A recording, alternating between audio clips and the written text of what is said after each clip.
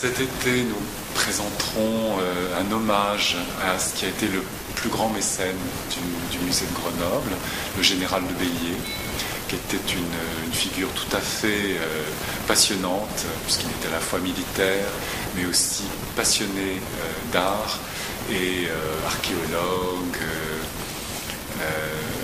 collectionneur, très cultivé, très au fait aussi de l'art de son temps.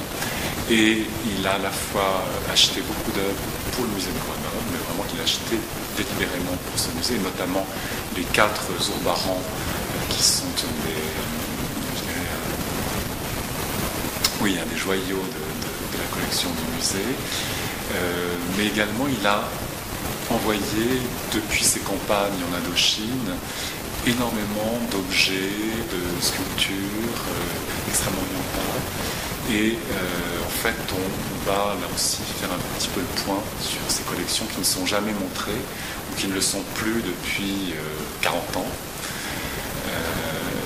Et il se trouve que 2010, c'est le 100e anniversaire de sa mort. C'est aussi une des vocations du musée, de revenir sur son histoire, de découvrir aussi des pans de nos collections qu'on ne montre pas forcément au public habituellement, et aussi de célébrer finalement les grandes figures qui ont permis à ce musée d'être ce qu'il est.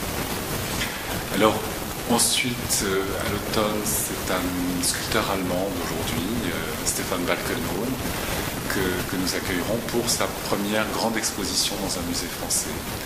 C'est un artiste tout à fait intéressant qui a émergé dans les années 80, intéressant parce qu'il a renoué avec une tradition de la sculpture médiévale qui est la taille directe sur bois et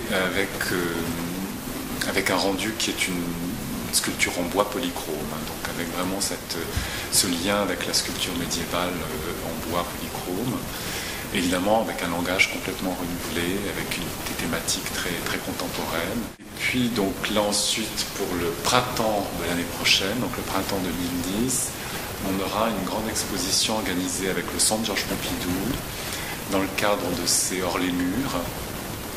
Et le thème c'est Chagall et les avant-gardes russes. Chagall entre grosso modo 1905 et 1930. Ça va être un très bel ensemble avec beaucoup de choses qu'on n'a pas l'habitude de voir accrochées dans les salles du centre Georges Pompidou. Et l'exposition ira ensuite à Toronto, au Canada. C'est une coproduction internationale.